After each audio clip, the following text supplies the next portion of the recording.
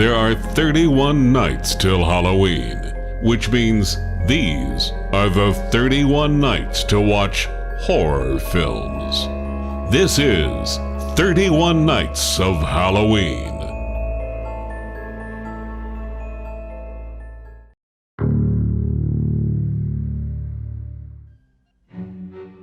From the weird mind of the great H.P. Lovecraft comes Re-Animator, a film about a young med student named Herbert West who has created a reagent which, when injected into the brain of the recently deceased, resurrects the dead with one issue.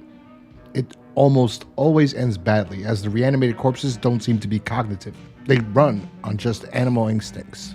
After Herbert's mentor, Dr. Gruber, dies, he tries to use the reagent on him, but it fails, and Herbert is expelled. He then transfers over to Miskatonic University in Arkham, Massachusetts, where we are introduced to our other leading man, Dan Kane, played by Bruce Abbott. He is trying to save the life of a patient that has passed away, but it's too late. The other doctors berate him for wasting too much time and trying to save the patient. It seems he's not a fan of death either. Dan is introduced to Herbert in the university's morgue. This is also where Herbert meets Dr. Hill. Herbert belittles Dr. Hill's theories on the death of the brain after 12 minutes as outdated and derivative. Seems Dr. Hill plagiarized Dr. Gruber's work a while back. And you can tell these two are not going to kiss and make up anytime soon.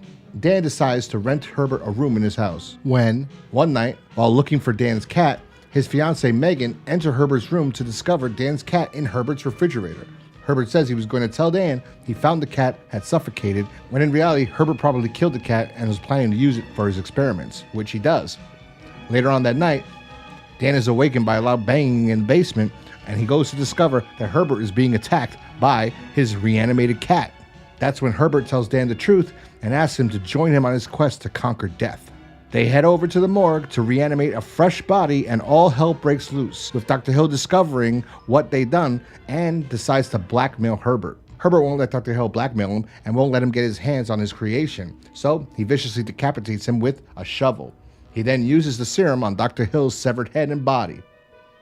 Dr. Hill is able to speak even without the rest of his body and manages to knock out Wes and steal the serum, and then kidnaps Megan. Now, Dan and Herbert have to team up and rescue Megan and recover the serum. By the way, Dr. Hill seems to be the only reanimated corpse with the ability to control other reanimated corpses. This all leads to a bizarre ending with plenty of zombies and gore galore. The stars of this film, and by stars I mean the standouts of the movie, are Jeffrey Combs as Herbert West, Bruce Abbott as Dan Kane, and David Gale as Dr. Carl Hill. Jeffrey Combs plays Herbert as a narcissist, a mad scientist with a god complex, and they couldn't have casted a better person to play this role. I mean, Jeffrey Combs is a character actor. There are not many things I've seen him in that I did not like him in, although rewatching this, I'm noticing that he's overacting, but it just works. I don't know why it works. Maybe because the rest of the film is so over the top. It just works.